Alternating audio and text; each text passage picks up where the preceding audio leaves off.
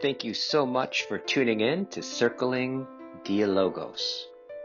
If you are inspired by what we talk about on this channel and want to dive deeper and in fellowship with others, there's a number of ways you can do that. One is to become my client and work one-on-one with me. We also have circling events every week open to the public.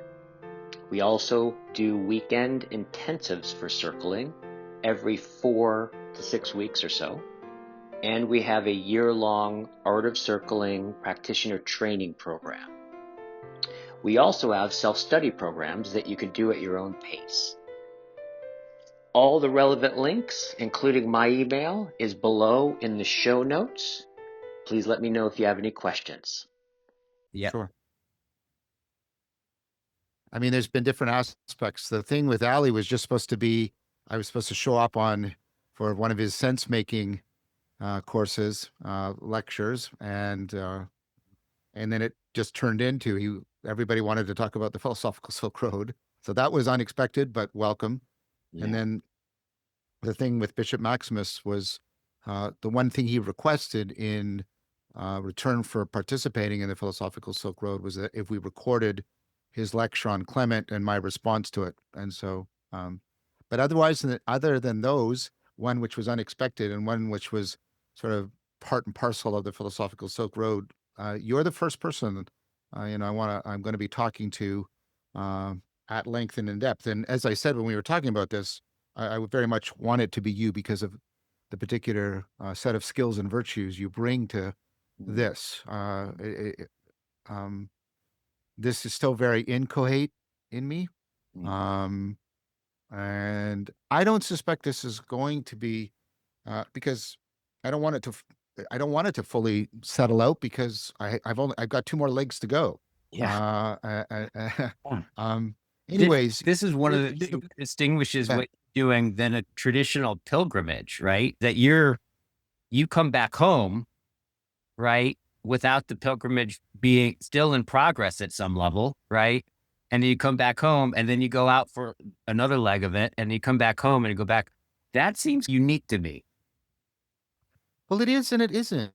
I mean, if you think about it, there is one of the gifts that is coming out of the philosophical Silk Road, and this just happened in a discussion I had with one of my students from the lectern, and also in some conversations I've had with Bishop Maximus via WhatsApp, which is a different appraisal of Paul. So instead of Paul that goes through Augustine and Luther, and you get this very tortured Paul and very forensic Paul. There's a totally mystical Paul that gets caught up into the third heaven, and not I that live, but Christ who lives. Yeah. And Paul, I believe it's Paul who talks about it. He certainly exemplifies it. He recommends to Christians, and I think Jesus says something very similar. And of course that means it's kind of like a parable, but be a permanent pilgrim. So pilgrimage as obviously as a practice, but I'm coming to see something beyond practice in the pilgrimage, and I'm coming to see it as more iconic of a way of life. Like Jesus says something like, "Be pilgrims, be passersby." But he also says, "Be the leaven of the world." He's not talking about spiritual bypassing when he says, "Be passersby." Yeah. And Paul, of course, is a permanent pilgrim, but and whether or not that overlaps with being how that's different from and identical to being a missionary, I'm certainly not a missionary. I think the idea that I am trying to stumble my way into is there is something deeper to pilgrimage than a practice, even a protracted practice. There's something deeper that pilgrimage discloses. Yeah. I think that a specific pilgrimage is an icon for something like, I don't know, an existential pilgrimage or something like that I'm trying to Yeah. sorry, I have to say that to me, the stumbling and the grappling with it exemplifies it at some level. I would imagine because you're in the midst of it, you're undergoing something. Yeah, and that's where, I mean, that's where I'm trying to really live Desmond. I'm really trying to live the meta as the, you know, the between the metaxu, but Yeah. also the beyond, the between and the beyond. Ethan and I are turning the courses I did for Halcyon, the 3 courses, into a book called Beyond and Between. And so trying to live that double meta of beyond and between, yeah, that's very much it. Mm. And it has something to do with pilgrimage. It has something to do with this notion that was inspired by Charles Taylor, about pilgrimage as metanoetic passage. Yeah. All of these are sort of, so there's those sort of 3 senses of meta that Yeah. are all like Yeah. doing that. And meta, and yet you had a very concrete experience. Yeah, well, that's just it. And you know, and Spinoza was at the end of it, and Spinoza's you know, I don't know what to call it, proclamation, his proposition, his proposal that God does not have abstract ideas was very present to me throughout. Yeah. So, you know, there'd be times when I'm talking to people in abstract ideas, but I kept wanting to bring it back to phenomenological, existential, transformative encounter.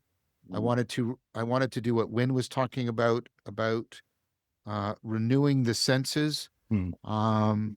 as a deep part of what's happening in pilgrimage, a recovery in Tolkien's sense.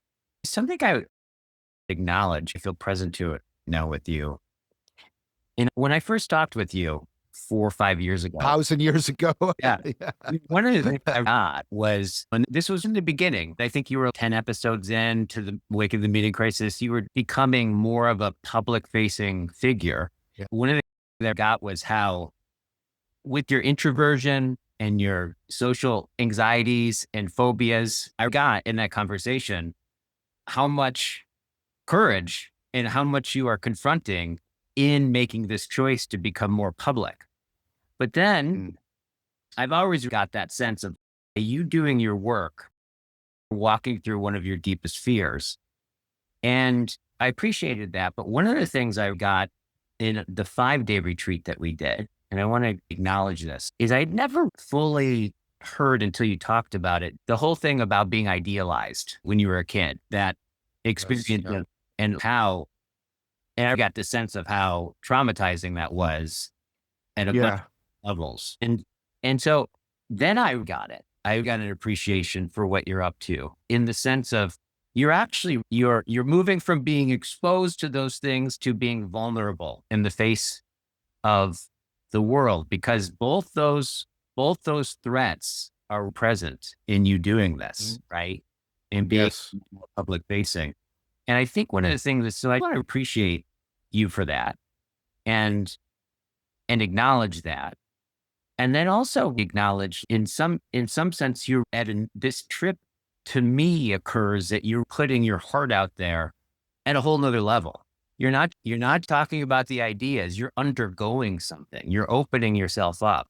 And I get the sense that the personal journey that you're going through and the greater study and realization that you're looking at about the world and about being as a cognitive scientist and a philosopher and all those things, I get that they come together here, and that there's another level of proactive vulnerability that I want to appreciate, John. Well, thank you. I I sort of pre-registered the pilgrimage before I went with Ethan, and that video's out there. And I was trying to learn from ancient Pyrrhonian skepticism about isosthenia, balancing, and that's why I started reading the Wynne book and other things. That's my attempt, Guy, to make sense in practice of the difference between exposure and vulnerability. One of your great insights that I know has had a huge impact. It reverberates, all the time in Chris and I. And so thank you for that. But my sense is exposure is there's no structure. There is just aporia without regard. And when you go into vulnerability, what Pyro offers is, what you do is you create a structure, an aporia that comes out of a balancing of arguments and this creative tension between them, and you get an epoche, you get a suspension of judgment, and it's an aporia with regard. So that's my attempt. You may not agree with it, but that's my attempt to try. And what would it be to enact and practice trying to move from exposure to vulnerability and try to create potentially a virtue around it. And that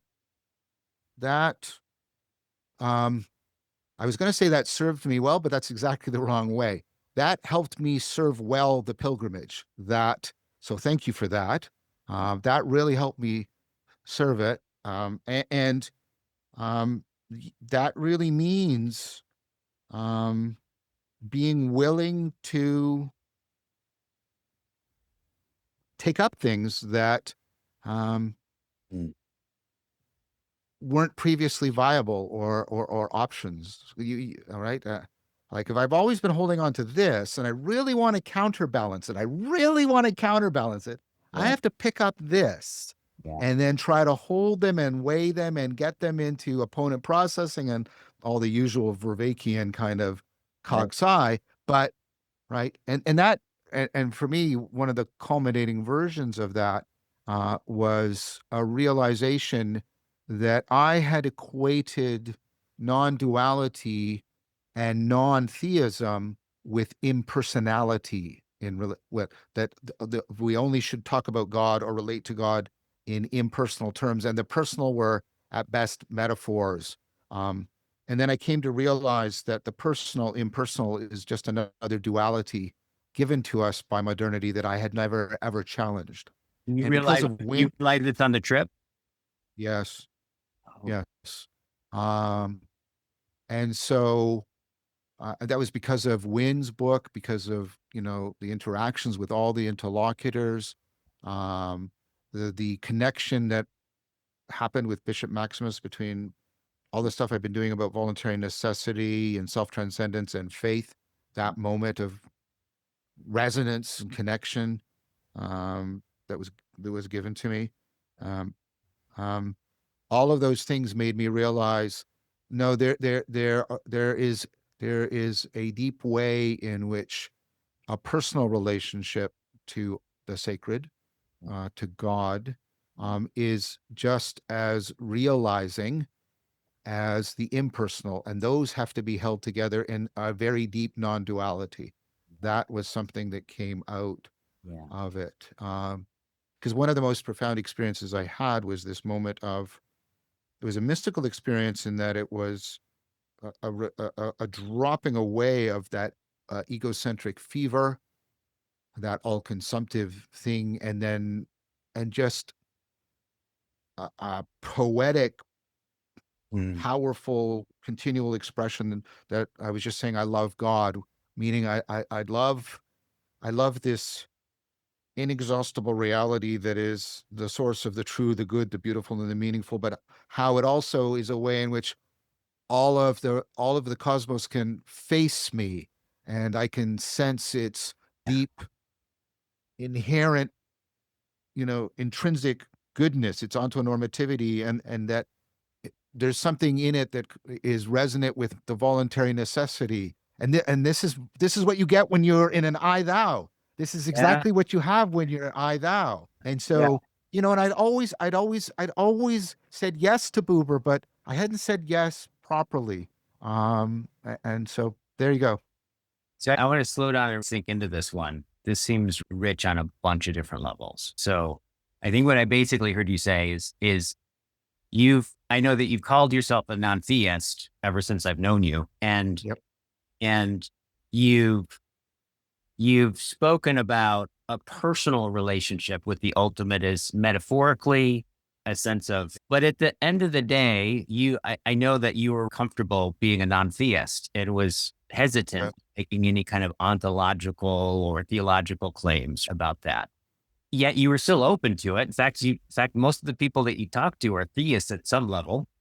I was not hostile by any means. So to open yourself to the possibility of not only am I drawn to the good and reach for the good, but it reaches back at some level, that there's a reciprocal, personal. There's personal, and it's inherently relational, and that's what is it? Uranus. It talks about. Yeah. And then we can talk about that his work a little bit later. But the thing that was interesting is in that spontaneous thing, one of the things that I kept saying was, I don't care what, and this was as much part of it as I love you, was I don't care what I am. I don't care if I'm insignificant to you. Like there was still that thing from Spinoza about not wanting or craving for God to love me in return. I don't know. So the sense of the personal was that it provoked love in me as opposed to just realization. Yeah. But yeah, I wouldn't say I felt loved by God. I wouldn't say that. These experiences, like, was there a moment where something happened, or was it more of a? Well, what had happened is I had gone to the 3 conferences, the one in Poznan and on Jung, Barfield, Jung, and Tomberg, which was powerful. And then I went to Cambridge and an even more powerful conference. Jonathan was there, Douglas Headley was there, on theosis and talked about theosis. And then I went to and Chris and Taylor met me there. We went to Zagreb and the International Conference on Philosophical Practice, and presented on dialectic into dialogos and the Socratic search space. And I gave a keynote talk around the dialogical aspects of reason. So this was all like this. And then I left all of those people that I'd been with and was out on my own. And I had done the I might have misled. I'd done the Poznan and the theosis. I was coming to Zagreb to do this, and I left all the people that had been at Poznan and Cambridge. I was coming to do the international conference, like I just said, and do the presentations and the demonstrations. So I was moving into a deep dialogical mode, and I'd come out of all of this. I was all alone. I had been with all these people because many people were in both conferences for a couple of weeks, and that suddenly I was alone. I was meeting Chris and Taylor, but we hadn't connected. I was all alone in the hotel. I'd been reading Samantha Harvey's amazing book Orbital, which is the best thing I've encountered in literature for making you deeply experience finite transcendence. It's just an astonishing novel. So I was in that state, and then it just happened. I was there, and I'd been practicing. Were you meditating at the time? Were you sitting in a church? Were you taking a walk? No, I was just in my hotel room. Yeah. And like I said, I'm in liminal. I'm in between the conferences and the conference, and the dialogical practices.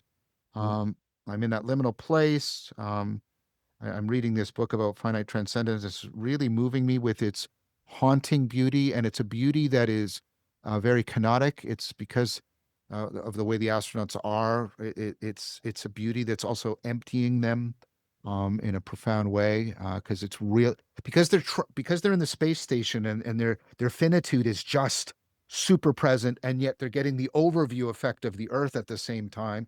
Like that, was like, wow. And then I'd been the practices I had been doing that I sort of touched on in that moment was I had been doing absolute zero. I did it, by the way, when we were together with Kyle for the retreat. Yeah. I would go out and exercise. Yes. the absolute zero, which is really try to do the perspectival and participatory knowing, the noesis and the gnosis of the nihilist, and let that be a consuming fire to all possible projections.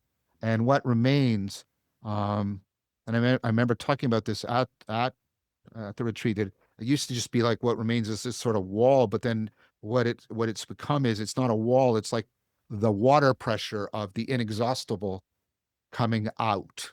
And that sort of moment from absolute zero, the absolute zero practice, how I was liminal, theosis is in my mind, Tomberg and Tillich, and not Tomberg and Jung and Barfield are in my mind. I'm getting ready to go into dialogical mode. I'm reading this novel, and then that's what happened. And then it kept happening on and off throughout the rest of the philosophical Silk Road to varying degrees. And then I've been. Go ahead. Happening, that happened then and kept happening. Yes. Is you're talking about this kind of personal? Yeah, it's personal, but it's not personal. It's not personal in the way in which we make personal. We use personal to indicate something that is ours. I don't know like this is personal property. This is my personal dwelling place. Yeah. Right. Yeah. It's not that.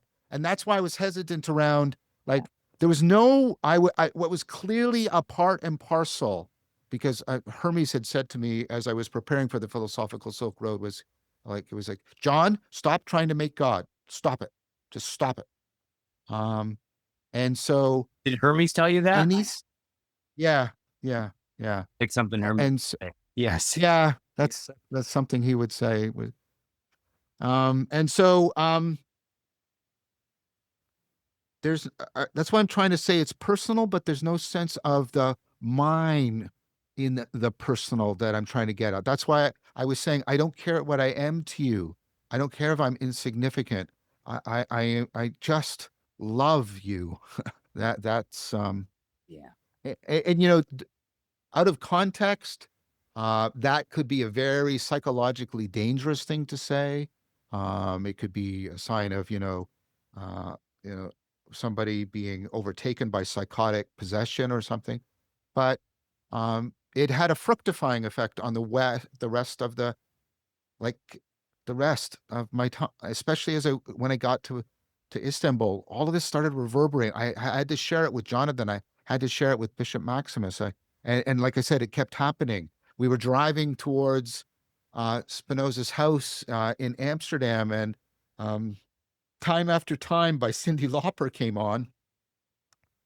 And that triggered the whole thing experience for me as I'm in the car ride going towards Spinoza's house. Happening too. Pardon me? Synchronicities are happening. The right song. But just the right song, just the right time, and the sky was like in the Tragically Hip song. The sky's hypothetical. There's clouds, but it's not clear if it's going to rain or if it's going to break into sunshine. And what's interesting about the experience is, and I'm trying to be very careful here because this can be very easily misconstrued. There's almost noticing listening to you. That's noticing listening to you in this. There's a tenderness in me, and I sense a tenderness in you. Being soft and silent is central to this, and that's what I was trying to get at. There's a softness, and it's almost, and that's a vulnerability, and so it's here's the cusp of pain, and it's on the cusp. So that experience of profound beauty and realness is there's a softness and a tenderizing, if I can play on that word. There's a tenderizing happening that carries with it that kind of cusp of pain affect to it. Totally. And I also, I mean, to get another kind of angle on this experience, this ongoing experience for you a year ago, before the trip, what would it, for you to open up to a I thou connection with the ultimate, to open really? I don't think I did. I don't think I did. Yeah. I think I thought I did. Yeah. Yeah. Yeah. Okay. Okay. Sorry, but I just I don't think I did. I think I thought I did. Yeah. In that I would have this profound these profound connections, and they weren't it. That's Yeah. that part I was being, I think, accurate about. Yeah. But I had concluded, and to be fair, Buber sort of sets it up this way, and this is a bit of a critique of Buber. If it's not it must be thou. And I don't think that's true.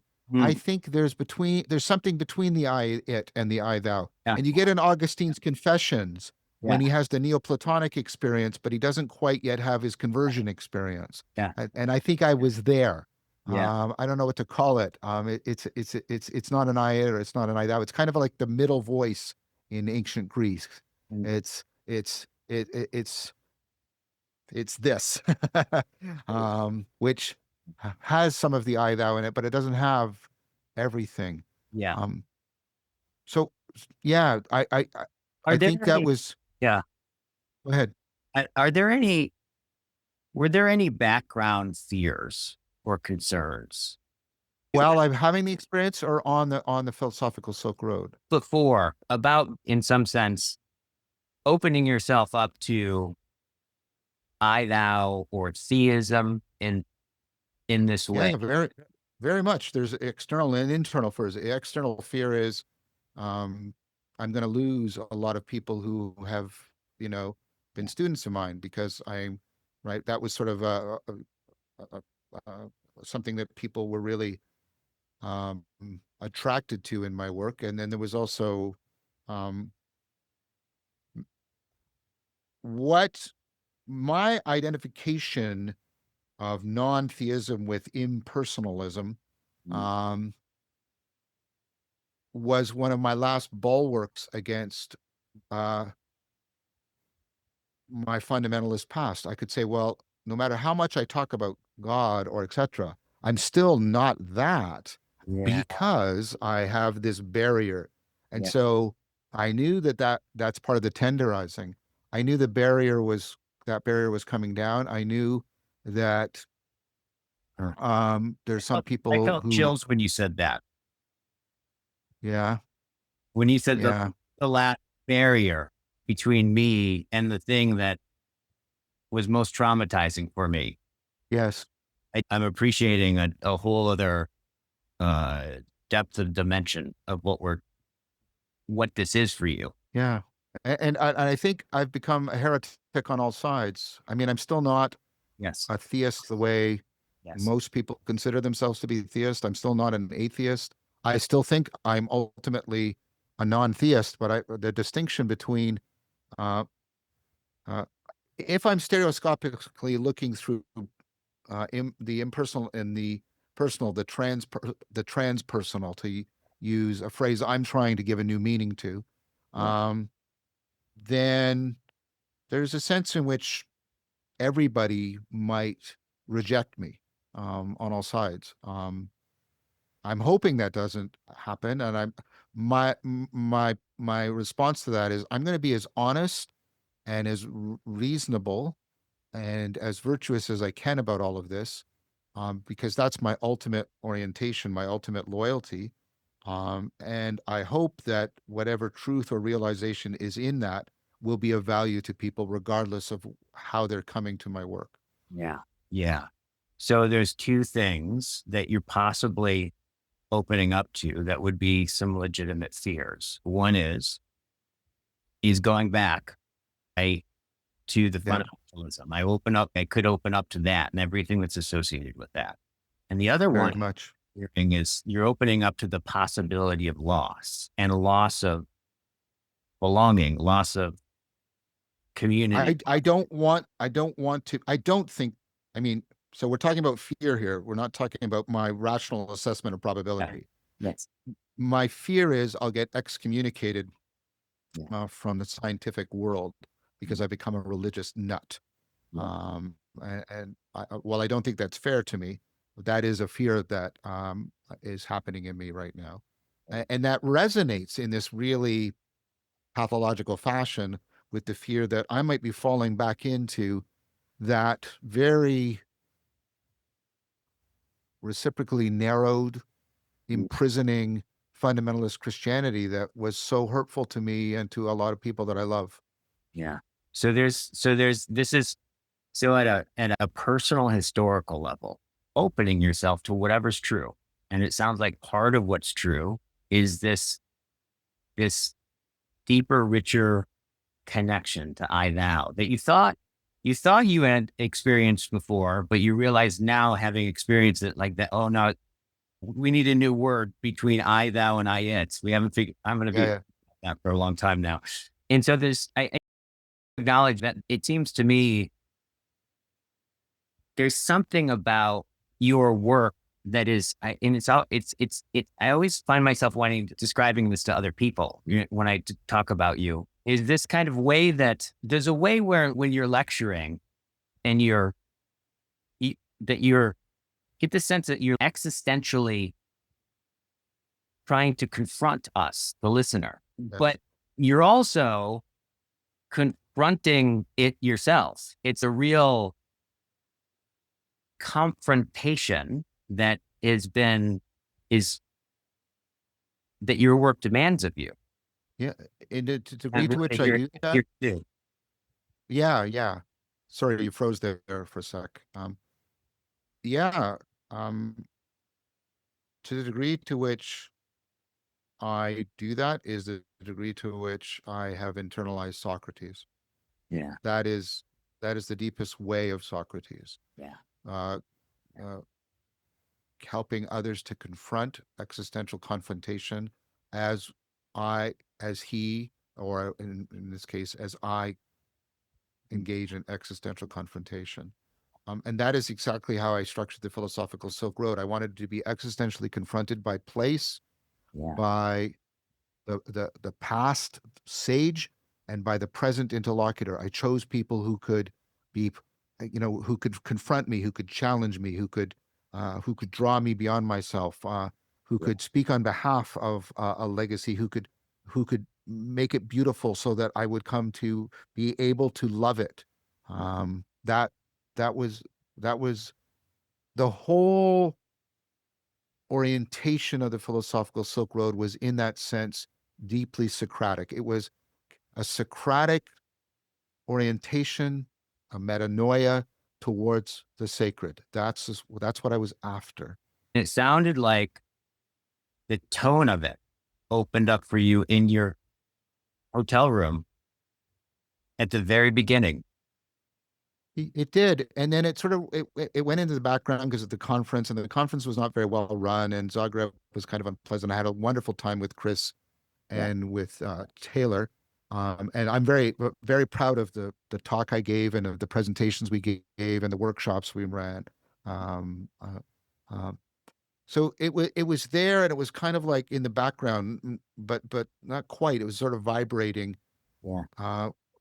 In doing all these dialogical things and advocating for the dialogical, Yeah. and then those two things together go into the philosophical Silk Road. And then I keep having these kinds of moments, and also,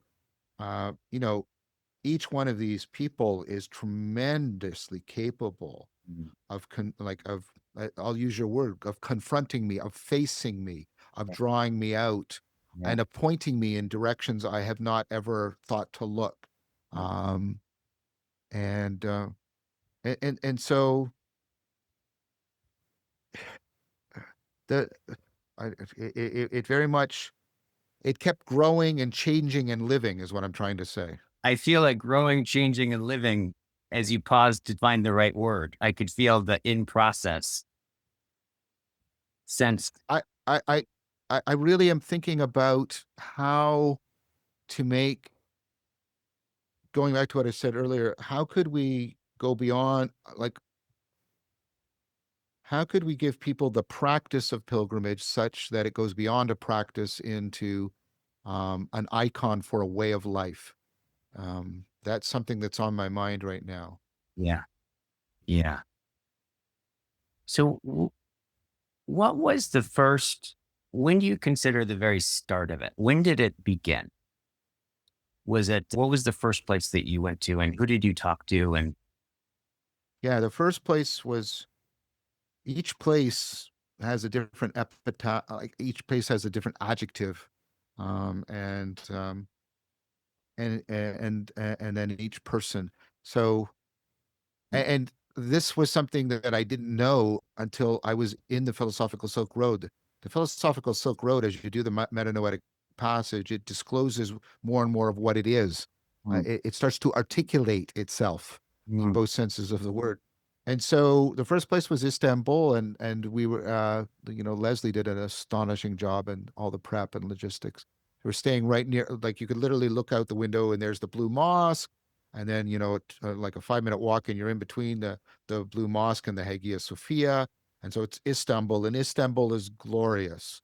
yeah. And then Jonathan Pajot was my interlocutor, Wow. um, and he was presencing, bringing alive for me in that in the existential confrontation, Maximus the Confessor. Yeah.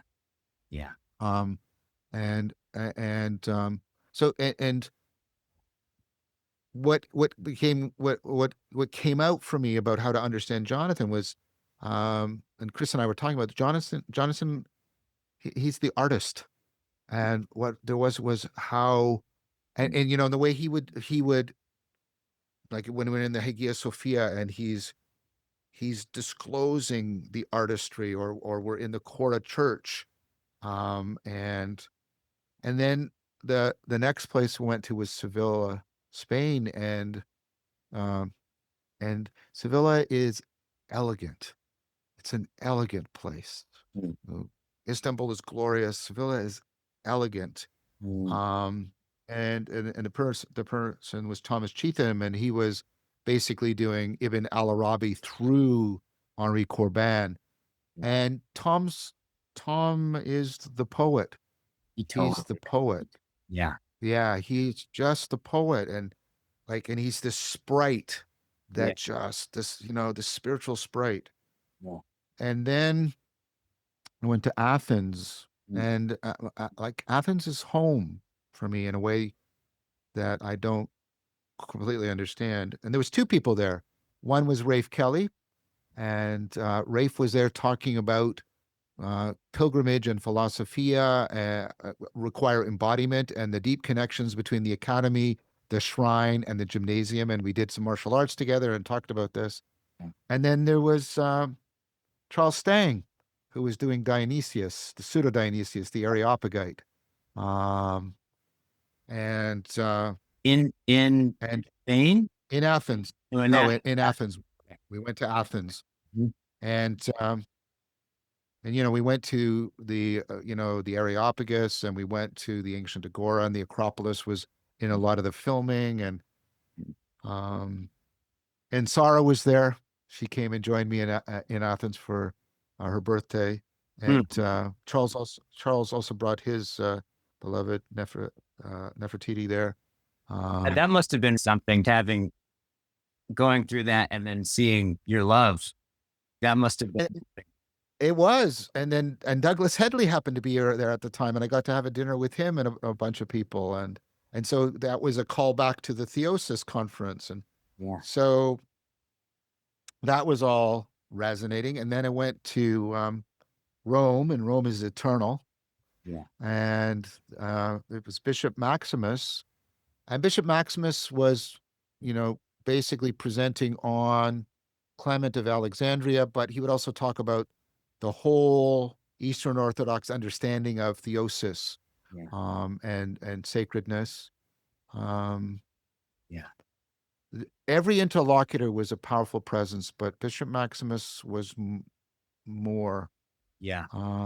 Yeah. His presence really seems like it struck you. Yeah. I mean, he said to me that I had a very profound, transformative effect on him as he did on me. So it was very much resonant and reciprocal. I don't think we were having the same experience, but I think it was dialogical. I think they should turn him into a saint. He presences what sacredness is in a person in a way. It's like Platonic anamnesis. I never thought it. I had sort of formal notions of sacredness and how it would show up in a person. But I had that's what I've always been looking for. I didn't know it, but that's what I've always been looking for. And it's like, that's what sacredness is like in a person when it shows up in a person. I'm not saying he's perfect or anything like that. He would not accept that. And I'm not claiming that. What I'm saying is, he has cultivated apatheia, the virtues, and he is in a dialogical I thou with God, um, um, in a way that presences that with this kind of naturalness and spontaneousness, sophroson. Theosis is sophroson towards the sacred. And he's definitely on somebody that I feel is on a trajectory towards theosis. And I got to see some of that light refracted back through him to me in a way that I found enlivening, and powerful. And I mean, he's a brilliant thinker. But what you're talking for about, me, that's what thought. Something was communicated that was, what I'm hearing is something that was communicated through his being that. Yeah. There was a yes. Yeah, there was a yes. Sorry, there was a communion of transmission above and beyond a communication and teaching. Yeah. And everybody felt that. He like there's a playfulness about him. There's a humor, but there's a seriousness. All these things are just in balance with virtue and virtuosity. Now he'll challenge all of this and he'll do it sincerely. And I love him all the more for that. But what I meant about, I think he's on a trajectory, and that light was refracted to him, to me.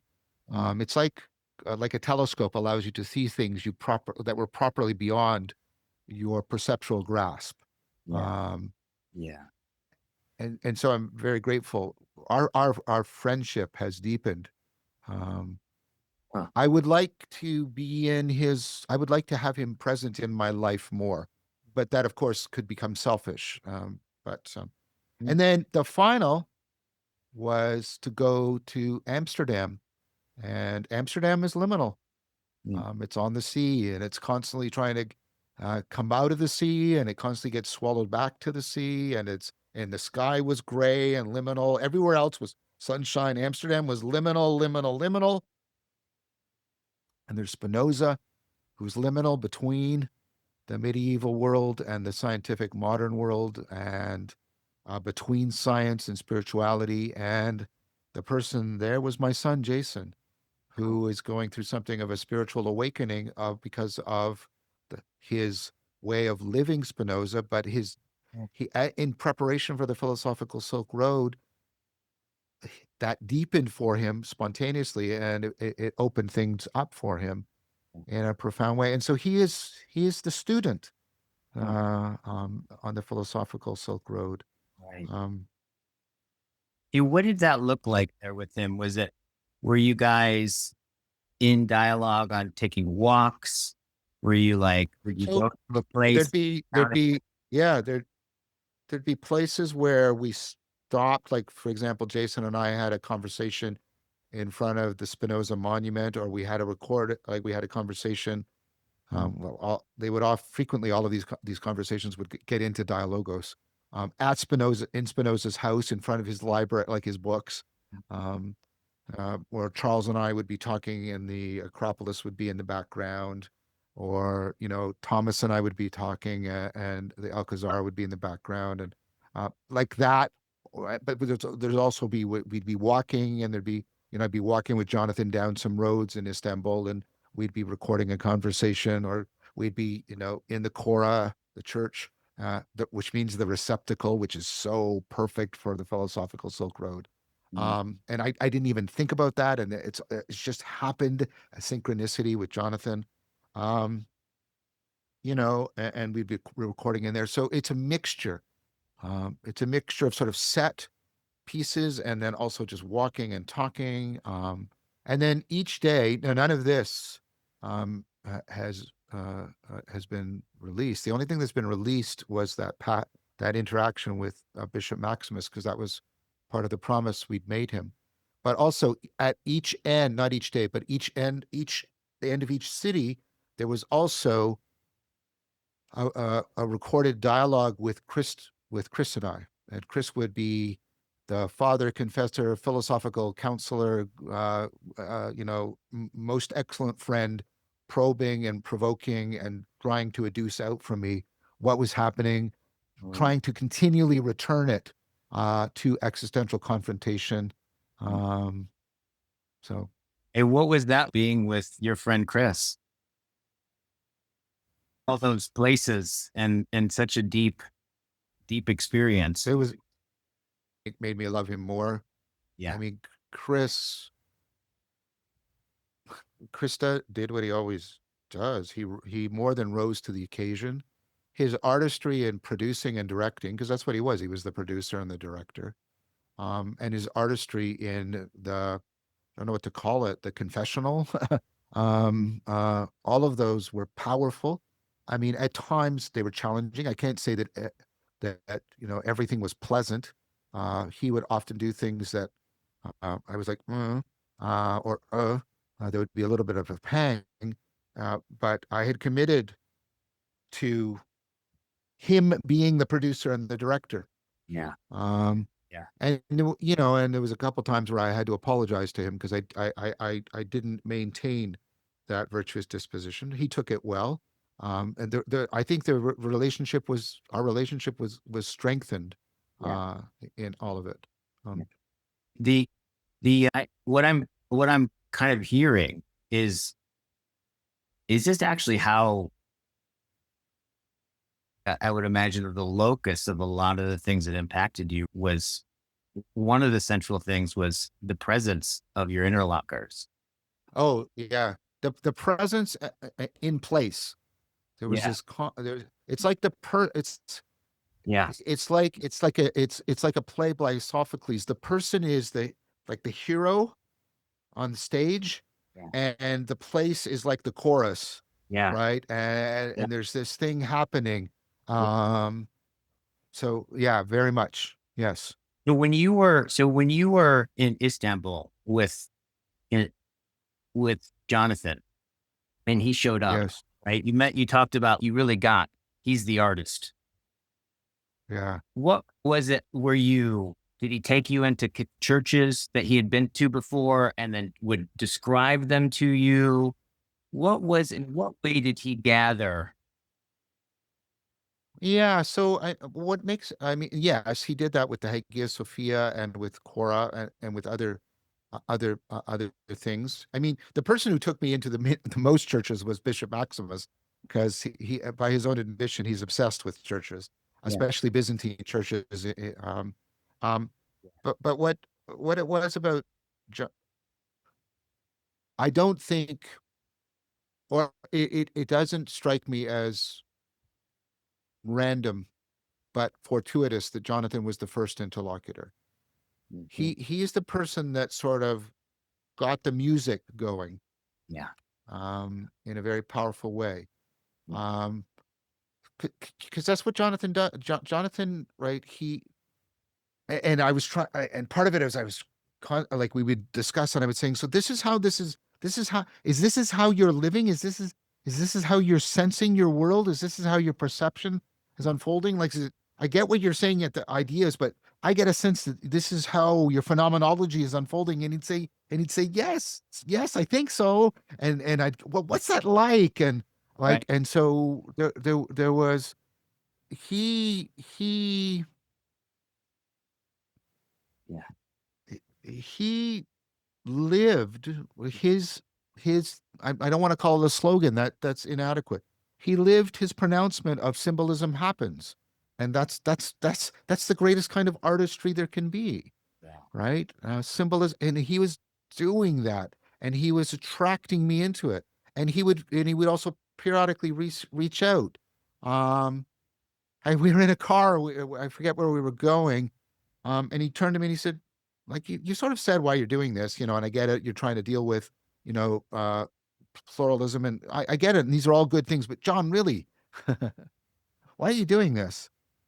And I said, well, I guess at the personal level, I'm trying to open myself to the possibility of being reconciled to God, for lack of a better term. And he said, I think that's a pretty good term.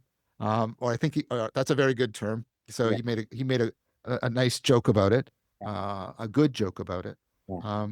And so he does what an artist does. He makes sure that that comes back, Yeah. right, to confront you at a much more personal and phenomenological level.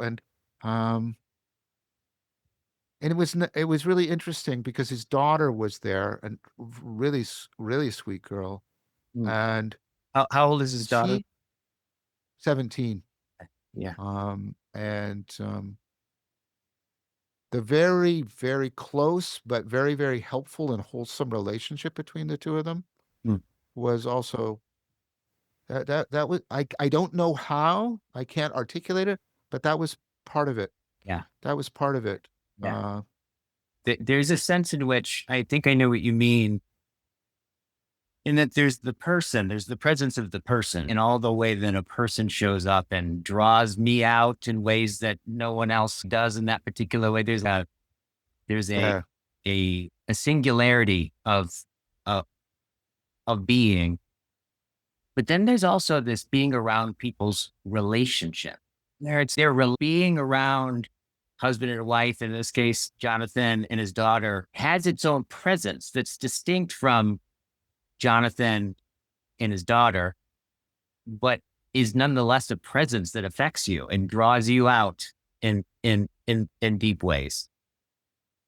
Yeah, because it what it does is it takes, um well, I don't think this is the only thing it does. One of the things it does is, like, you see the artistry of parenting.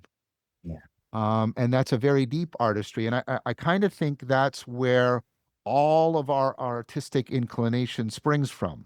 The kind of art that it is to try and parent this your child into agency, selfhood, and personhood.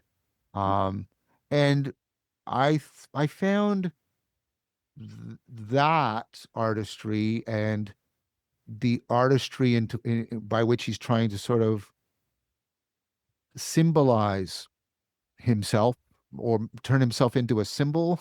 Yeah. I'm trying to come up with what he is, not Yeah. just what he says. Yeah. Um, they were like two. There was that multi-aspectuality. I was different senses of artistry that were more waking me up more to the IDOS Mm. of what artistry really is. Yeah. Um, Yeah. and so, yeah, uh, and that was really powerful. And he had also been at the Theosis conference. And he gave a great talk there. Hmm. Um, Hmm. so there was a kind of resonance and a callback, Yeah. through that too. And there's this, I think I can imagine what you're saying about Jonathan is that he's not, what he talks about is actually the way he's perceiving It's the way he's actually co-gripping the world. And it's funny with him, and this is where it makes sense. There's this thing that Jonathan does, which is fascinating. It's unique, where he'll be talking about this, one of the most deep, complex things in the world, and they'll reveal it as if it was obvious. Well, of course. He's a great artist. He's a great artist. And I always it reminds me of, go ahead. Sorry, I'm interrupting you. Sorry. I always got this sense of, he sends it that because that's how it is for him. There's a way that there's those Gestalt ink drawings where if you look at it one way, it's one thing, another way, another thing. It's the way he's looking that has the world show up in this way, that when he articulates it, he's talking about it from inside of it in some level. Yeah. What came to mind when you said that was Heidegger's reflections on Van Gogh's painting of the pair of shoes. This very ordinary thing is nevertheless impregnated with something utterly, utterly profound. And that's what makes it a great work of art. And Jonathan it does that. He lives that. He presences that, and he points it out in his environment. He's doing all of that all at once. And I mean, he's a beloved friend, and he does all that. He showed up really in amazing good faith. I wouldn't have, sorry, I don't mean to convey, I totally expected that he would, but nevertheless, it's praiseworthy. He showed up in really, really good, everybody did on the Philosophical Silk Road. All of the interlocutors showed up with profound good faith. And all of them like personified, right? Yeah. Like the artist or the poet or the scholar or the student or the philosopher. Yeah, totally. And in Istanbul, through walking with Jonathan and you guys engaged in these, I can't wait to see some of this. I'm sure it's in that place. The place is sinking into you and drawing out the conversation and deepening the conversation, and this kind of dwelling in Istanbul. Yes. What is there something about, I don't know quite what the question is, but maybe I'll say some things that you can hear a question in it. It's what is Istanbul calling of one? What's it demanding of us? What's Istanbul from your experience, its place? What is it telling you? What is it demanding of us? What is it beckoning us to see or experience, or what was your sense? I mean, Istanbul bestrides, it's Metaxu, Asia and Europe. It's holding the two together. And on one side of this field is the Hagia Sophia, and the other is the Blue Mosque, which was, patterned on it, but also challenging the Hagia Sophia. And you have Islam, which is, Asiatic in origin, and then you have Byzantine Orthodoxy, which is European.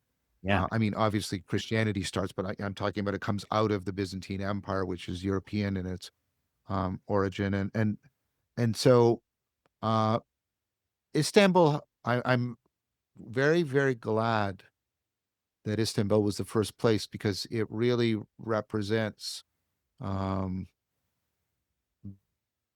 the attempt to put oneself into multiple orientations at the same time. I can look towards Europe and the Byzantine world. I can look towards Asia and the Islamic world, and I can toggle between those, and I can start to get some momentum for the philosophical Silk Road of that meta-noetic passage. And Istanbul does it in a way that, like I said, that it does that to you in a way that's glorious. Like it sort of Istanbul is like, look what humans have done, and what have you done with your life? That's how Istanbul strikes you. And so starting there, I think, again, that was a synchronicity. It's just the way everything sort of worked out logistically. But now it's like I wouldn't have it any other way. Hmm. Um, Hmm. and So literally, it it sounds is really the between, literally. it's yeah, it is. It's the between. It's the doorway to the between of the entire philosophical Silk Road. It builds up a momentum. It starts you practicing, looking for the through line. It starts to get you practice like or moving between multiple orientations and trying to make sense of the Yeah. musicality between those two orientations. Yeah. In the, we say the architecture and the, the grandness of it. I mean, I know there's all kinds of historical reasons and all that stuff, but the poesis of it, how does that make sense to you if it does? That Istanbul There's a spawns that middle, through yeah. that getting to the middle is that way. How does that resonate for you? So Istanbul is very like the mosques and everything, Yeah. right? They give me that sense of the longing, the striving towards the divine, towards ultimacy, towards the um the the the most real realization that is possible for human beings, Yeah. and trying to organize like architecture and sound because there's the calls to prayer and vision and everything. Yeah. Yeah. It feels like you're in this.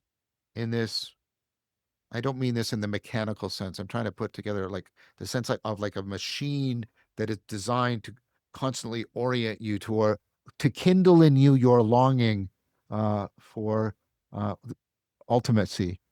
Hmm. Whereas other places made me think many places had that, but Istanbul is very like it's like the glory of God. That's why I'm saying glorious. It's like right. It's like you're being summoned Yeah. to understanding how great what a useless word, but how great ultimate reality really can be for human beings. Is what's striking me as you're talking about this is on one level, it's this, immense ultimate verticality. Yet at the horizontal level, it's what I'm hearing is a deep plurality.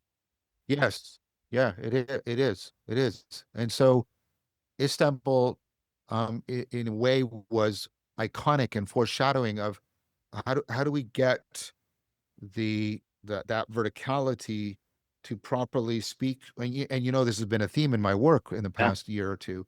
Yeah. How do we get the verticality to talk properly to the horizontal that's running through the pluralism, the plurality? Yeah, and Istanbul was very much that. Yeah. And Maximus, Saint Maximus was, he said that you Saint Maximus. Yeah, What are some yeah, things yeah. about how does Maximus make sense to you, or what did he say to you in those conversations that are resonating in you, or resonated with Istanbul and resonated with Well, yeah, with Jonathan. See, Maximus is kind of, I said this before, he's kind of like the Thomas Aquinas, but of Eastern Orthodoxy, but not the way Aquinas builds a system, which he then realizes is inadequate when he has his mystical experience. Uh, um, um, in Maximus, there's a much more there's I mean, logos is really a central thing for him, yeah, and the the the logos of the psyche in cognition, the logos of being in like in ontology, yeah, um, and for him the logos is like it's like Spinoza's sense of the kinetis of a thing. yeah, Um, it and then Maximus is he's he's willing to like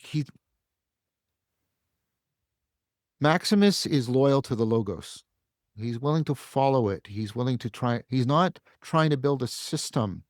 Yeah. He's trying to constantly follow its different pathways, and get you closer to God, get God closer to you. He's trying to afford. He's trying to get you to us to realize the Logos as a powerful and pronounced affordance to theosis, which is like, I'm not saying there isn't argument in Maximus, but I find there's much more meta-noetic passage in Maximus. Yeah. There's this movement, ever-moving repose, as that book on Maximus Yeah. talks about, right? And so, yeah, I got a very significant sense of loyalty to the Logos and a commitment to disclosing it as that which can be the in presence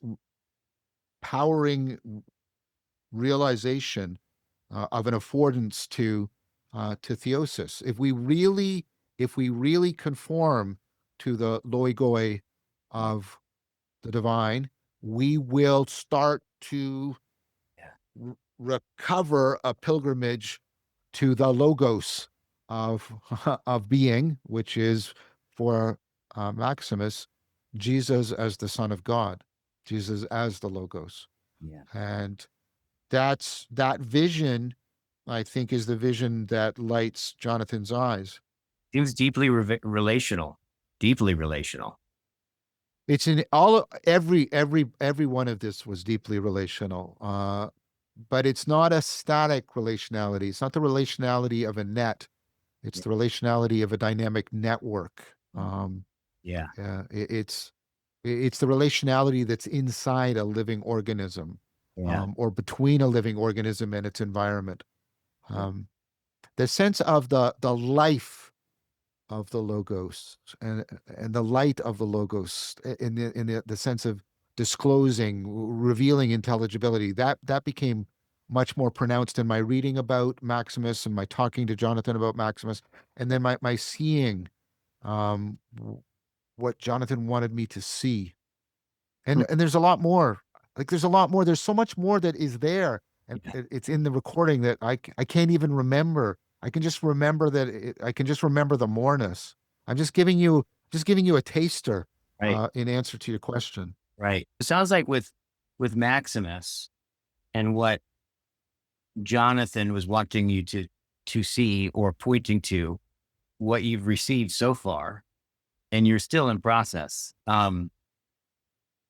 is this sense of, is the way that Maximus in some sense says, like, is the follower of the Logos, and that ultimately that following leads to the most ultimate.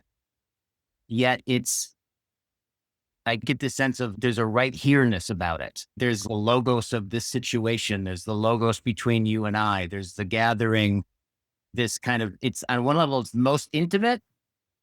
And at the same time, it's also pointing to the most ultimate.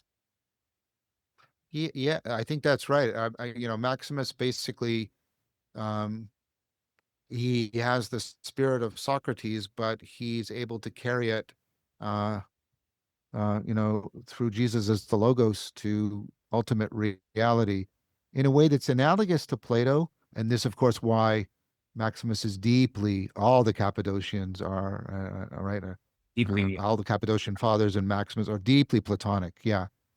But it is, as Bishop Maximus says and Jonathan says, it's a transfiguration of Platonism. It's a synergy with Platonism, so that Platonism becomes possible, becomes able to do things that Platonism without that transfiguration couldn't do. But you see, the thing for me is, I saw that in all of it. I saw that in Sufism, how Platonism was transfigured to do something it couldn't otherwise do, or in Spinoza.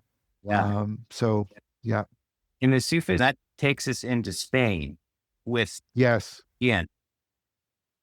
with Thomas. Yeah, Thomas Cheetham. Yeah, Yeah, Cheetham. Sorry about that. That that's okay. when he said he's the poet, that really resonated with me. Yeah. And also just my impression of him. I listened to some lectures of a class that he had that he recorded.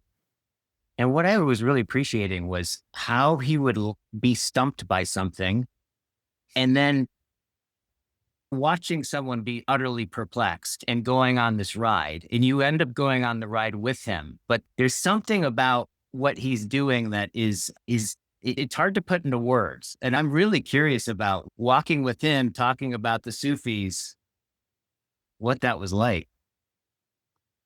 Well, I mean, what he and I were most talking about was Ibn al-Arabi's notion of the imaginal and his take on it through the Henri Corbin, a little bit of Jung, Yeah. and quite a bit, although he wouldn't. I don't think he'd want to say this of Thomas Cheetham. But I think that poetry is exactly right. Uh, his capacity for astonishment is astonishing. His Yeah. capacity, like in Desmond's sense, he can Yeah. go back to that sort of initial or secondary astonishment, and then the poiesis that is trying to come to terms and make sense of what the astonishment has disclosed, and he's sort of dancing that out Yeah. in gesture and words, and you're just carried along with him as he's doing that, and then you realize, oh, that's very powerful. And whether or not he's getting all of the detailed doctrines of Ibn al-Arabi or Sufism right, I think he's got some powerful insights. People have criticized him.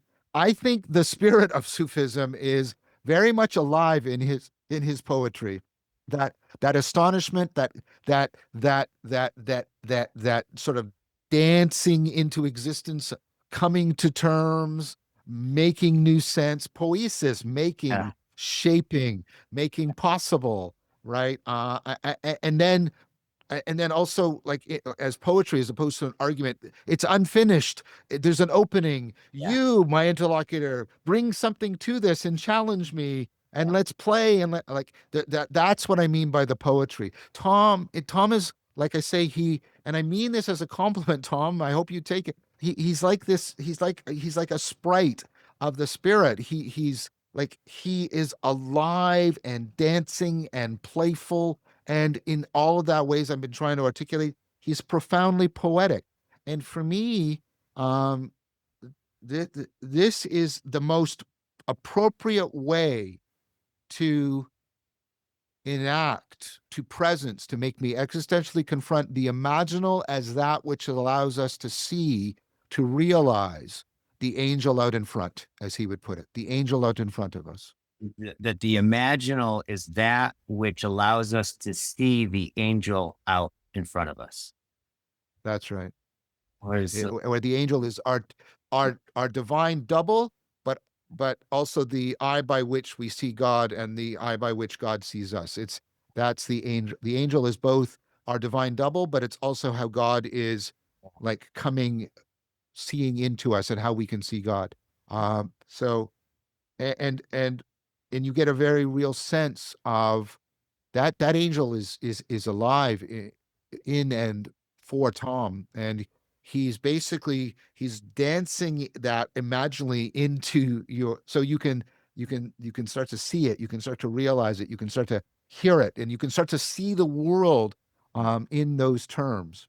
I'm getting this sense of a picture in my mind of watching you guys, and as it goes on, watching something, this cadence, this start to sync up in some way. That I would imagine was an experience being with him in Spain. It was, and it was a wonderful place to be. Sevilla is very elegant. It's a very elegant place. There's the architecture's not glorious, it's elegant. Yeah. And the Alcazar is like, because everything is so geometrical and and pan-dimensional and nested, you get this tremendous sense of elegance. And his prose, the way he's talking, because he's sitting on the horizon between poetry and prose whenever he's speaking. He's like Melville in that way. And so there's just this he and Chris got along fantastically, as you can imagine, because Chris is like that too. That kind of natural lyricism that's so inceptive. It leads to inception Yeah. again and again and again. And he's just he's doing that. And so there's just this pronounced elegance Right. to his manner of speech. And what's interesting at the same time is there's this delightful clumsiness, right, to him as well. That's the thing I appreciated about him, is that there's an elegance that shines through, and but there's ways where he's continually touching what doesn't quite have a word, or what is Yeah, reflection. Yeah. yeah. His elegance is not the elegance of something that's trying to come to completion. It's wabe. It's the crack that lets the light shine through it. It's the crack that makes the remaining symmetry of the vase more pronounced and present to you, more palpable to you. Yeah, it's he's joyful, in a really interesting way, um, and just a lot of fun to be with.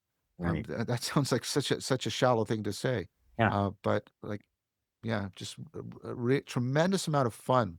Yeah. Um, And play, it sounds like. Serious play. He exemplifies serious play Yeah. very significantly. Now, in it with, and who did you say you talked about? Is it Sarabi? What was his name? The main Ibn al-Arabi. Ibn al-Arabi. Yeah. Yeah. And the one of the things I wanted to ask you about too was, so coming from Istanbul, and then into Spain. You get the inversion, right? Yeah. So you get the inversion because in Istanbul, it's a Christianity that has been put underneath Islam. Yeah. And in Seville, it's an Islam that has been put underneath Christianity. So you get this inversion, which again, synchronistic. I did not plan that. That is just something that the pilgrimage has disclosed to me. There's all these weavings of synchronicities that are just there. Yes. And Right. that just happened because of the way the logistics worked out. But you get this. So you're not only moving this way, you're one end of the Mediterranean to another, right? You're also doing this inversion in sort of the cultural grammar that's in the background. Yep.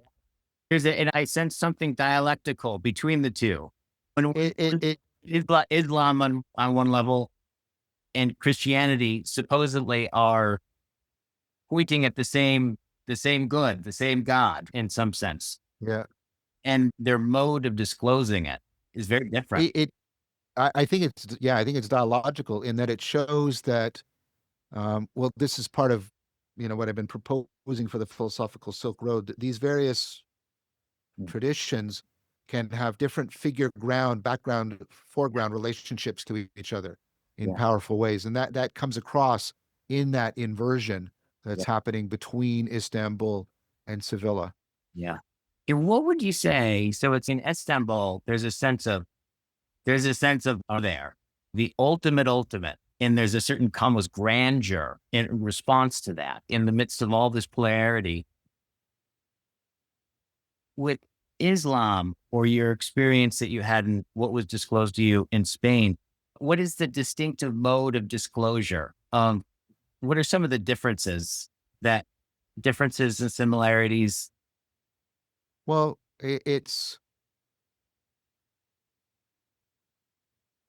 there's sort of the momentum in Istanbul, coming out of Istanbul. In Seville, it was very much settle down, Yeah. lighten up, Yeah. and listen more. Yeah. Listen more. Yeah. Yeah, sort of loosen, lighten, listen, Yeah. all of that. And there was more quiet in Sevilla than there was in Istanbul. What kind of quiet? it's a quiet that beckons you. It beckons you to, as I say, loosen up, lighten up, Yeah. uh, let go a little bit more, listen more, listen more. Um, and because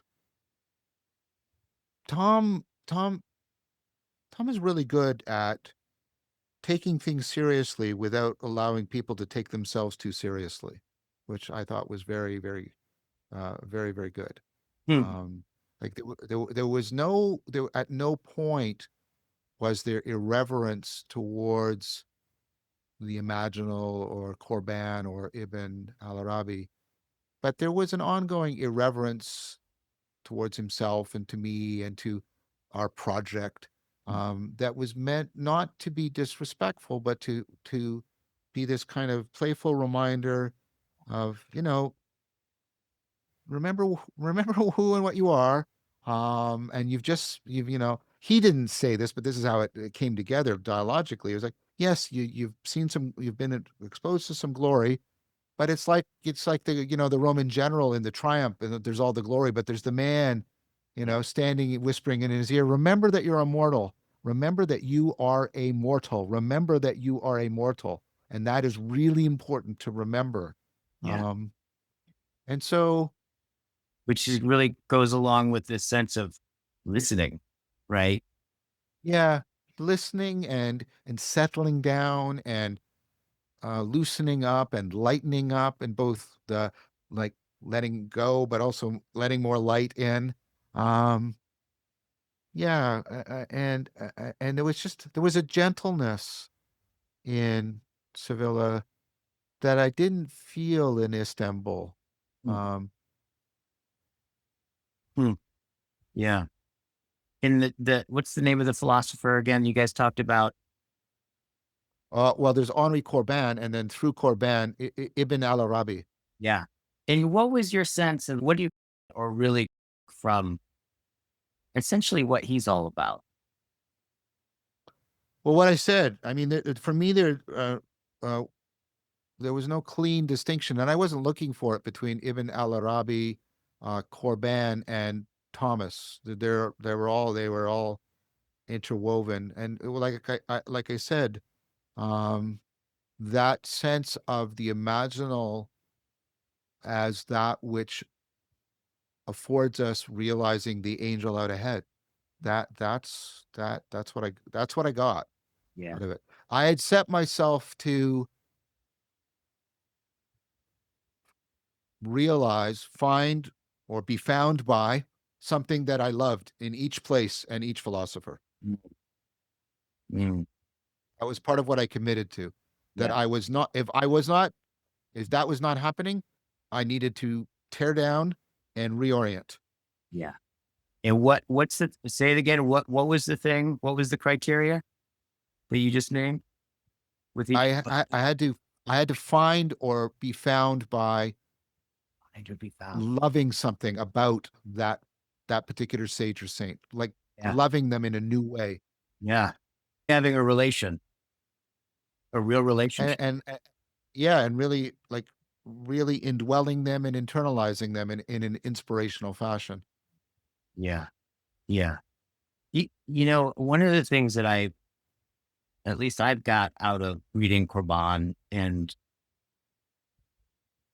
whatever exposure I've had to Sufism, there's something about don't they have a particular thing about the ultimate? We can't, that's beyond us in every single way. So they emphasize in some sense these angels, these icon That's images. uh In some sense, there's an acknowledgement of our finitude in that. there is. Yeah. And that's very much late Neoplatonism. That's very much Proclus, Yeah. that we can't actually be one with the one. We can only be one with the one in us, Yeah. how the one shows up in us. Yeah. Now what's interesting is I think that's very much Corbin. But you see, even that, and that was something Tom definitely was living. But I had seen in Cambridge and at the Theosis conference Mm. a very well argued and well evidenced argument that Ibn al-Arabi actually has a full-blown theosis in his philosophy, so that it's more like Plotinus. You don't just, you don't just commune with the angel. There's a way through absolute kenosis, through a kind of absolute emptying, that theosis is realizable.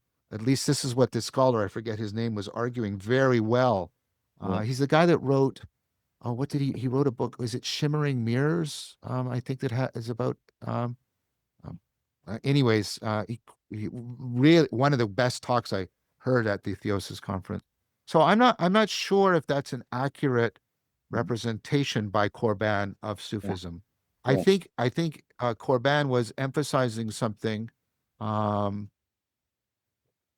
because I think he wanted to vouchsafe the humility that and the Yeah. deep recognition of our inescapable finitude that is proper to Sufism and Islam. Yeah. But I think it's more nuanced in Ibn al-Arabi. Yeah. That's something I'm considering right now. So we're starting to get to the end of our timelessness. We're running out of it. So what Well, I mean, I want to continue this and talk about the other legs, the other legs of your trip, and excavate it more. But what's it been, and what was it, and what's it been being back home? Just well, I want to do one thing. I mean, I've talked about Jason and Bishop Maximus and Tom and Jonathan. I just want to quickly say what Rafe and yeah, Charles brought, and we could perhaps excavate that more at length in another time. But I don't want them to not be present here, so yeah, I'll say that yeah, briefly, and then I'd like to be home. mm, Um, Rafe did what he promised. He brought in embodiment, not as a theoretical construct, but in an embodied fashion, and a deep sati, a deep remembering of how relevant that pilgrimage is ultimately and irrevocably an embodied thing that yeah, is that you undergo as much as you do. And it's dialogical, and therefore the martial arts and the mindfulness and everything that he brought, I think that was beauty. Was, according to, I can't remember who it is, beauty is that from which nothing can be removed and nothing should be added. If right, if Rafe's part was removed, it would not, the beauty of the philosophical Silk Road, I think, would suffer considerably. He brought in something that was um, just essential. Charles, the reason I call him a scholar is, and I mean that, that term has fallen into a bit of disrepute because people have lost what it is to be a good scholar, a great scholar. mm, And they think of it as being just the arrogant intellectual or being merely scholastic or merely academic. And that's not Charles. Charles is a scholar in the profound sense of somebody who studies and communicates, reflects on, and transmits a yeah, vast interwoven body of knowledge, but he's doing it not just as a theoretical project. He is existentially engaged in it. He is present to it. He wants, that's not the right word. He is called to Platonism as a living tradition. And what does that mean? And what can that mean? And how can we properly realize this? Um, and so he, he Charles Stang and Douglas Headley are two people whose, like, their knowledge in, sometimes people say of me that they're impressed by the breadth and the connectivity of my knowing. Whether or not that's true, I mean, I've worked hard for it, so maybe there's some truth to it. I hope there is. Um, I hope I can respond to that virtuously. But I see in Douglas and in Charles, I see that. I see that in a way that deeply impresses me. mm, And when I'm with Charles, I have to bring the A game of my scholarly ability because he's not, but he's not oppressive. He's warm. He's friendly. Yes. But he's also very reserved, and he's got like he's got a particular way of disposing himself that's very articulated, and again, in a good sense of the word. But within that, he's dignified. Yeah. He's like Gregory Peck. He could be very warm and present and with you, but he's got a dignity to him. Yeah. That's the thing that's what I'm trying to convey by calling Charles the scholar. Same thing with Douglas, but Charles like has this dignity to him, and he dignifies whatever he talks about, and he brings careful reflection, but he's not desiccating things. He's reviving them. He's breathing life into them with his scholarship and his personal engagement with them. And the way he did that, like we were before the Areopagus, and in Greek, in ancient Greek, is Paul's statement like from the book of Acts. And Charles just spontaneously starts translating it and sharing it with me. And this is like, that's great scholarship. He's opening a doorway, Yeah. right, into a world. Yeah. And he's doing it with, like I say, with dignity and respect and with friendliness. Um, so I just wanted to speak to Rafe and to Yeah. Charles as well, the athlete and the scholar. Well, I know Rafe is often reminds us that they're part of their ritual, part of the Platonic academies, that they were wrestlers. Yeah, Plato, broad-shouldered. Yep. Yeah, this kind of grappling, this deep embodiment. And with the other person that you were just talking about, the scholar, Charles Stang. Dang, Charles Stang. I really appreciated what you said about this opening a world, this, And dignifying that world. yeah, Like there's an inseparable line between the way he maintains his dignity. There was a couple of times where he pushed back on me, virtuously, by the way, because the way I was probing him was trespassing on his dignity. And let's be understand, he was very personal. He was very warm. yeah, Charles is a good friend. Like he's a good friend, but like he dignifies the world he opens up to you, and that's inseparable from how he inhabits himself. huh. Do you have a sense of what is it that he's in touch with, such that is the responses with dignity? Do you have a sense of what calls forward?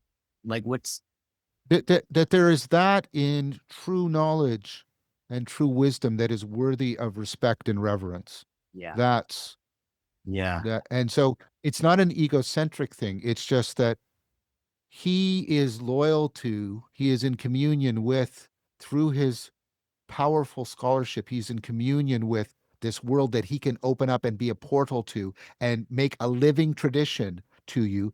But he conveys, he doesn't just say, he conveys that like talking to me, you should, he doesn't need to tell me this, but that's what he conveys. You should respect and have reverence for the dignity of this. really interesting. There's something about the way that you're presencing this it's lighting me up.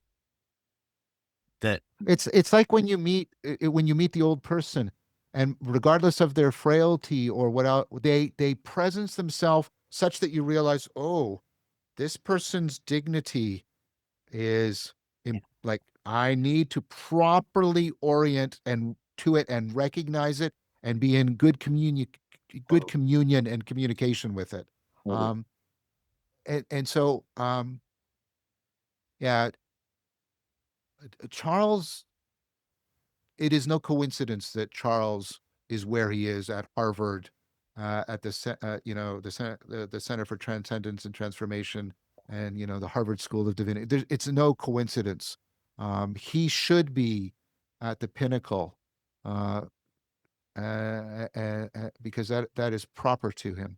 yeah, one of the things I feel moved to keep bringing words to this something that you're tapping into with him, or that he's presencing, this sense of where what I'm hearing is he's opening the world, and he's basically letting you know that there's more, this world is more intelligible than you could see.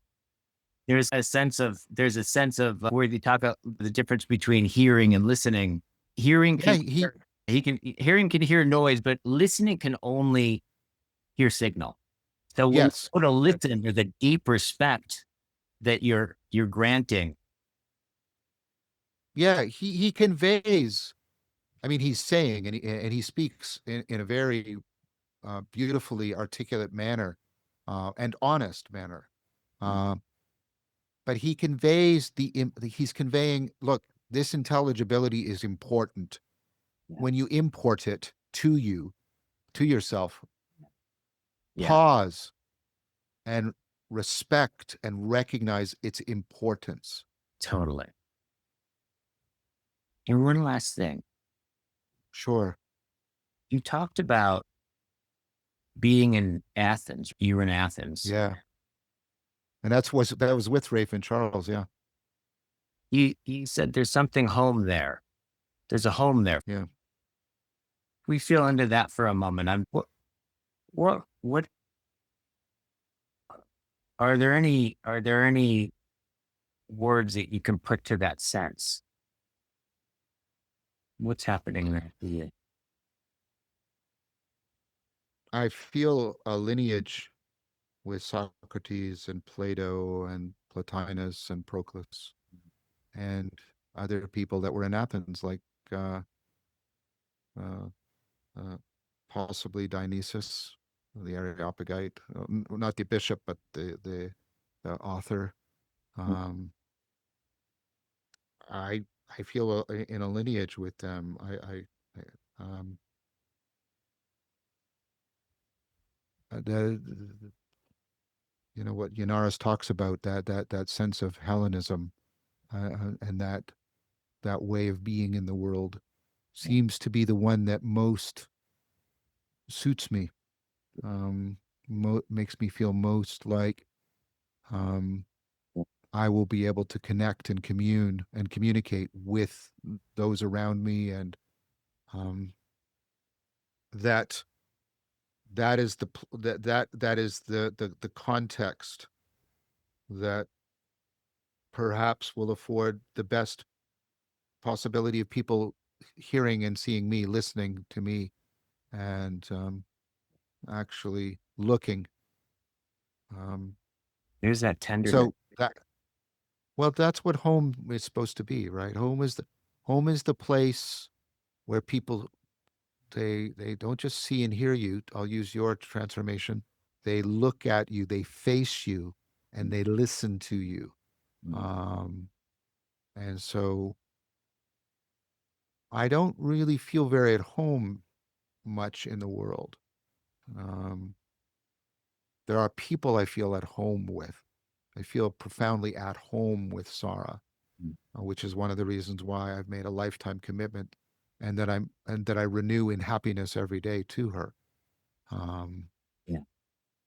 but in terms of places, all of these places were filled with wonder, and they provoked love in me. But the only place that provoked the sense of being home was Athens. And what I'm hearing is, on one level, it's a place, but it's the place where some of the deepest relationships I would imagine in your life. There's, as instead of there are philosophical companions. You Yeah, speak with them.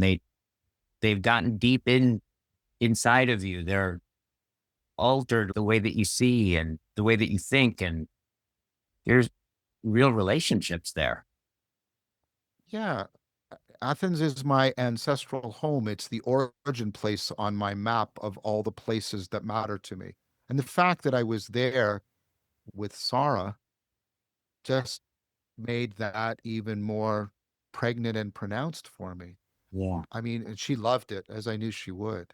Yeah. Um, being there with her, uh, that during on her birthday too, which was Oh, it was on her birthday. um, Wow.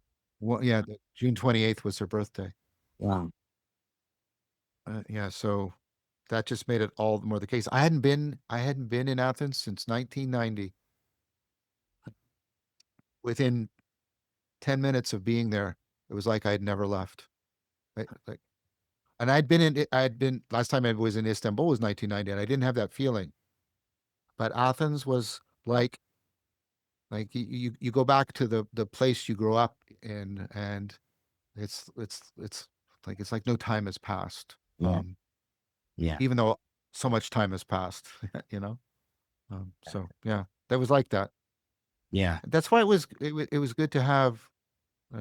It was so good to have Sarah there, and to have two people I had already that I have very deep relationship with, and to see both those relationships grow, the relationship to Rafe, but especially the relationship with Charles, it grew quite a bit. We were already good friends, but I feel, and we shared this. I feel that we became quite a bit closer, um, and that was well. Thank you for that, Charles. If you happen to watch this, that was a great gift of the Philosophical Silk Road.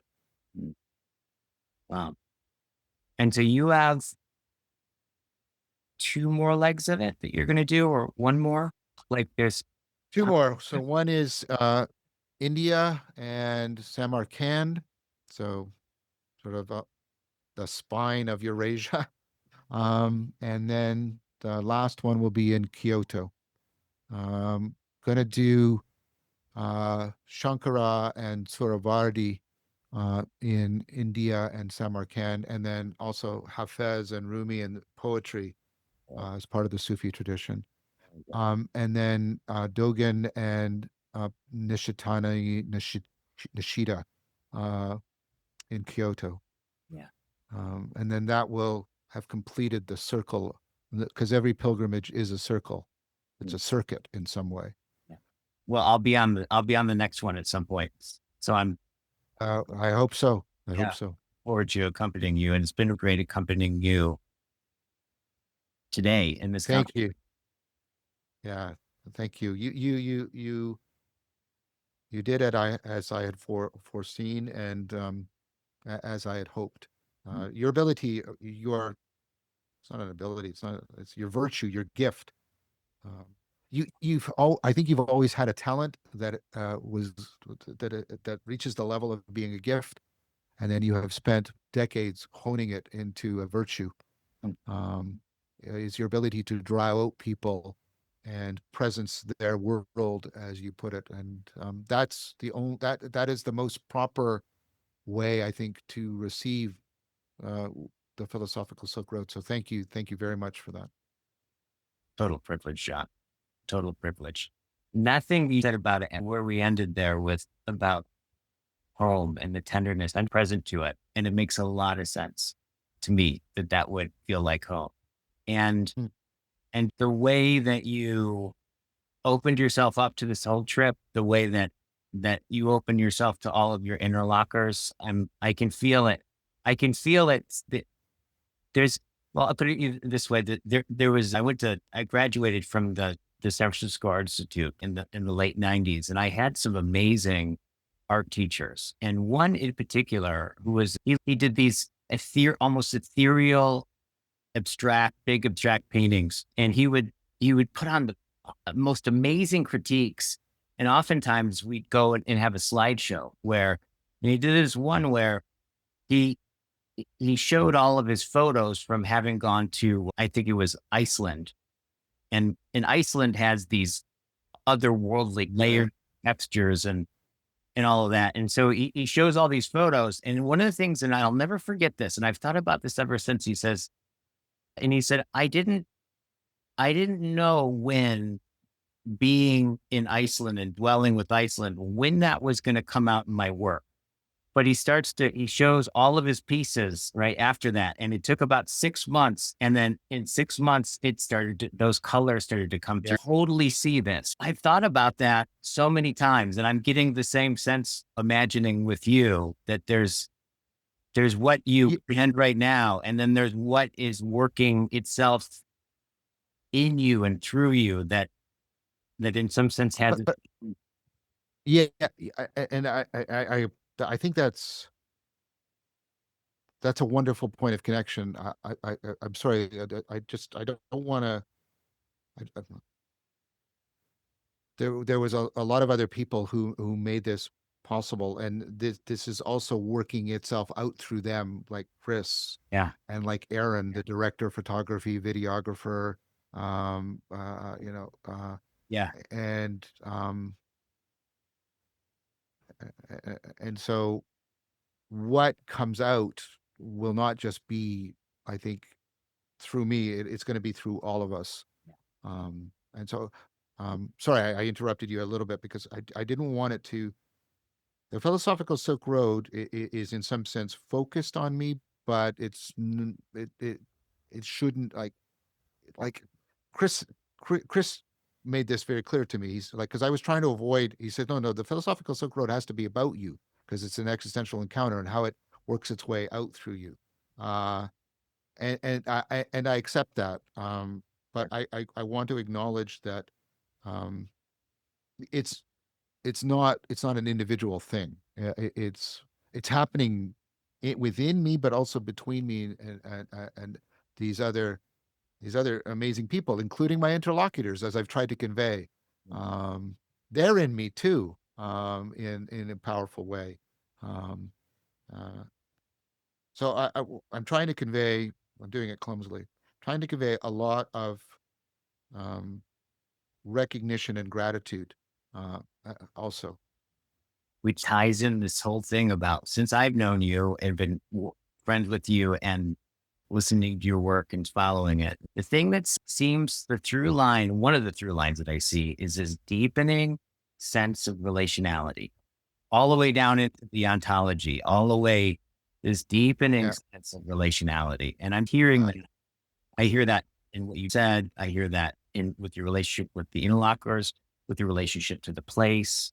The real sense of relationship is something profound about that is being, I feel, is being evoked in your work and in your life and in your relations.